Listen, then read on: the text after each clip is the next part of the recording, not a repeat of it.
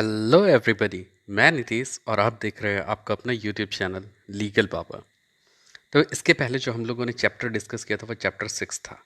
अब हम लोग आज जो डिस्कस करेंगे वो चैप्टर 7 है, जो कि कहता है land exempted from chapter 4 and 6।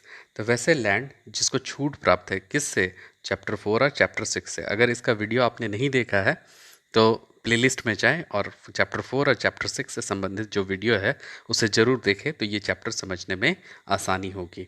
और दूसरी बात है कि ये चैप्टर ज़्यादा बड़ा नहीं है, तो कृपया ध्यान से देखें और समझें कि ये चैप्टर क्या कहता है। So land excepted from chapter 4 and chapter 6। So bar to acquisition of right of occupancy in and to application of chapter 6 to landlords privilege lands and in certain other lands. तो कहता है वैसे मतलब जो बार मतलब क्या है, कुछ ना कुछ रोक लगे हुए हो। किस पे रोक लगे हुए?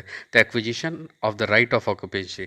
तो जो दखलकार है, जो दखलकारी का अधिकार रखता है, उसको एक्विजिशन का राइट नहीं मिलेगा, यानी कि अधिग्रहण करने का राइट नहीं मिलेगा। तो कैसे, कौन कौन से ऐसे लैंड होंगे जिनमें वो अधिग्रहण करने का राइट उस ऑक्यूपेंसी को नहीं देगा।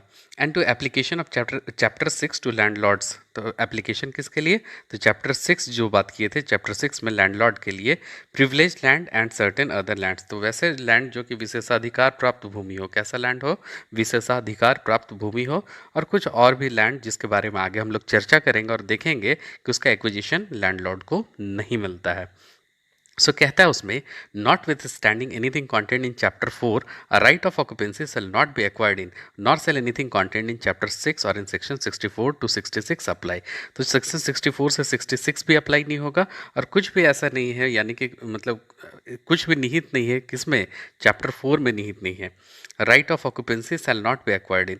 तो क्या होगा? अधिग्रहण नहीं किया जाएगा। कौन सा लैंड को? तो जो लैंड के बारे में आगे चर्चा कर रहे हैं वैसे जमीन को अधिग्रहण नहीं किया जाएगा। और कोई भी ऐसी बात सेक्शन 64 से और 66 से अगर आती है तो वो भी क्या होगा?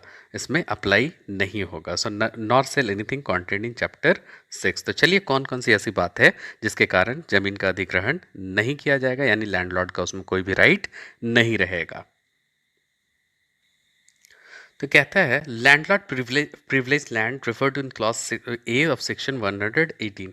तो किस में रिफर करेगा? क्लॉज ए सेक्शन 118 में। वैसे जमीन जिसमें क्या होगा? लैंडलॉर्ड को विशेषाधिकार प्राप्त होगा। सो कहता है when they are held by a tenant on a registered lease for a term of exceeding 1 year और ऑन अ लीज रिटेन और oral for a period of 1 year और लेस। तो they are held by tenant किसके द्वारा अधिग्रहित होगा? Tenant के द्वारा। यानी लैंडलॉर्ड किसको दिया होगा? टेनेंट को अधिग्रहित करने के लिए। उसके लिए क्या बनाया होगा? रजिस्टर्ड लीज बनाया होगा। कितने साल के लिए?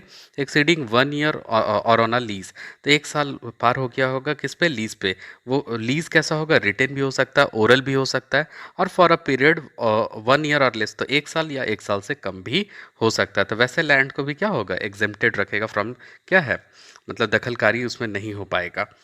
फिर कहता है landlords privilege land refer to clause b of section 118। तो सेक्शन क्लॉज बी सेक्शन 118 जब हम लोग आगे चैप्टर में बात करेंगे, जब सेक्शन 118 पढ़ेंगे, तो उसमें भी क्या है? प्रिविलेज लैंड जो होगा, मतलब विशेषाधिकार प्राप्त जमीन जो होगा, लैंडलॉर्ड के क्या होगा? अधीन नहीं आएगा। तीसरा कहता है land acquired under land acquisition act of 1894। तो कोई भी ऐसा भूमि जो कि एक्वायर किया गया हो, यानी उसको अधिग्रहण किया होगा लैंड एक्विजिशन एक्ट 1894 के अंतर्गत, फॉर एनी गवर्नमेंट और एनी लोकल अथॉरिटी और रेलवे कंपनी और land belonging to the government within the cantonment while such a land remain the property of the government और एनी लोकल अथॉरिटी और railway company. ठीक है। तो यहाँ पे कहता है कि अगर भूमि का अधिग्रहण हुआ होगा लैंड एक्विजिशन एक्ट 1894 के अंतर्गत, और वो क्या होगा? कोई भी गवर्नमेंट या लोकल अथॉरिटी या फिर रेलवे कंपनी या फिर land belonging to government within a cantonment zone, तो उस तरह की जमीन को क्या होगा? Remains the property of the government कहते हैं, यानी कि वो किसका प्रॉपर्टी माना जाएगा? गवर्नमेंट का प्रॉपर्टी माना जाएगा। तो कौन कौन सा है? अब कैंटोनमेंट कैसा जोन होता है? तो जो रामगढ़ जैसा क्षेत्र है तो वो कैसा जोन है? कैंटोनमेंट जोन है। तो अगर वहाँ कोई भी जमीन होगा अधिग्रहित होगा तो किसके द्वारा अधिग्रहित किया गया होगा? गवर्नमेंट के द्वारा।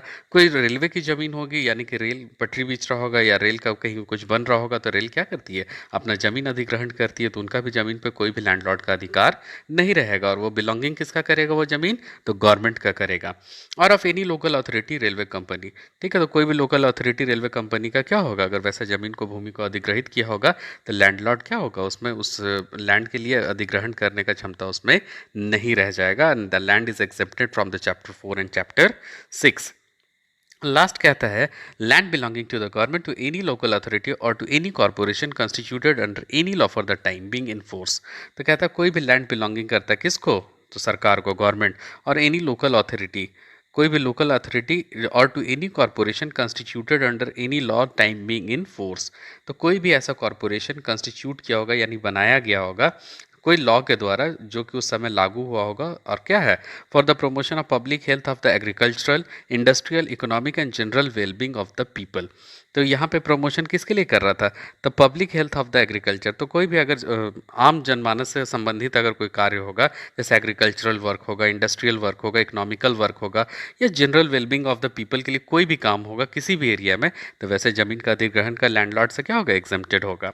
इन which it is used for any public work, और कोई भी ऐसा पब्लिक वर्क के लिए कार्य होगा जैसे कि रोड बनाना, कैनल का एम्बैंकमेंट करना मतलब चारों बगल से बांध बांधना, फिर डैम बनाना, रिजर्वायर बनाना, या फिर और is acquired for the repair of maintenance of the same while such land continues to be used और रिक्वायर्ड। तो अगर कोई भी भूमि इस तरह से मेंटेनेंस के कार्य में लगे हो, यानी कि कुछ ना कुछ उसमें मेंटेनेंस चल रहा हो, या फिर जमीन क्या है इस तरह का अगर जरूरत पड़ता है तो इस तरह के लिए भी अधिग्रहित होता है। और वैसे लैंड क्या होता है, इसको कहता है bar to acquisition of right of occupancy. तो इसमें क्या है, रोक लगा हुआ है, ऑक्यूपेंसी को कोई भी राइट नहीं मिलता है इसको एक्वायर करने का, इसको अधिग्रहण करने का। So this is all about the today's topic. If you like the video please share and subscribe my channel. Thank you.